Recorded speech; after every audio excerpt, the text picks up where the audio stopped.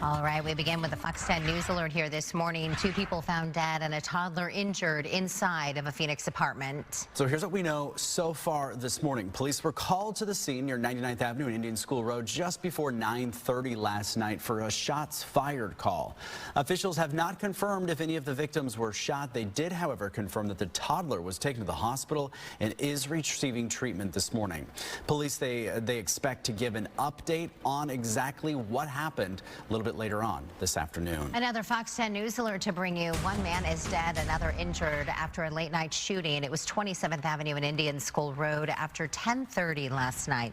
Officials say they found 2 men suffering gunshot wounds. One was taken to the hospital with non-life-threatening injuries. The other treated on scene but died from his injuries. Officers say the suspects left before they arrived. More information is expected to be released later today. Several crews on scene of a house fire. This is in Chandler this morning near Alma School. We did see some people wrapped in blankets being evacuated from the home. This is Chandler Road and Alma School. It's unclear at this time if anybody else was inside that house. We're working to get additional information. Also this morning, 1 man is dead after a shooting at a home near 27th Avenue in Campbell. Police were called to the scene right around 7:45 last night. When they arrived, they found several people in the area and a man on the ground suffering from a gunshot wound. We are told that he later died at the hospital. The suspects fled the scene before officers arrived, and there are not very many details about anyone that may have been involved with the shooting. We're still waiting for additional info from the Phoenix Police Department. As soon as we get that, we of course will pass it along. Taking a look at some national headlines now. Mourners are paying their respects to the late President Jimmy Carter. As the 39th president lies in repose at the Carter Presidential Center in Atlanta. The people visiting Carter's casket include longtime friends as well as people who just admired him and the legacy he definitely has left behind. Nevertheless, felt touched by his life and legacy. Take a listen. Walking into that room, I mean, I don't think anything can prepare you for it. It was extremely emotionally charged. I mean, it just sucks the wind out of you to see that 100 years is finally done, and he probably still felt like he had so much left to do. Carter's body will be taken to D.C. tomorrow, where he will lie in the state at the U.S. Capitol.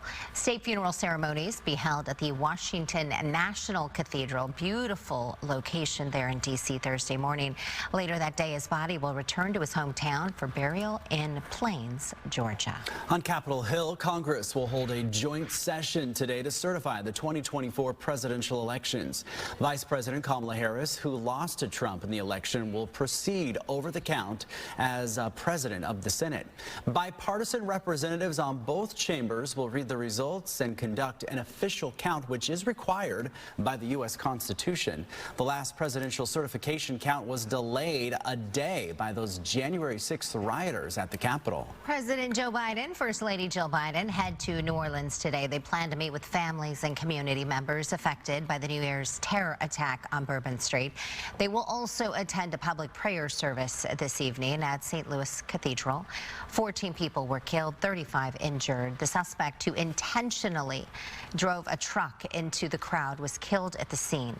Today is also the 12th night, the official start of the Mardi Gras season in New Orleans. And Prince William is paying tribute to one of the victims from that terror attack in New Orleans. 31-year-old Edward Pettifer was his former nanny's stepson. The royal sent thoughts and prayers to the Pettifer's family.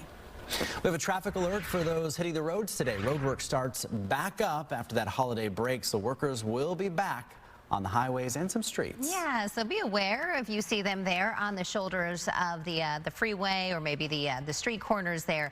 ADOT in several cities around town took a holiday break from most construction work. That break is now over, along with that school break, as your kiddos head back to school this week. Starting this morning, crews back on the roads for regular maintenance and planned projects. Weekend closures will also be back in effect starting Friday night. And here's a look at gas prices on this Monday. The national average $3.06 a gallon. Statewide here in our state, we're paying $3.04, and in the Phoenix metro area, a penny less. We're at $3.03.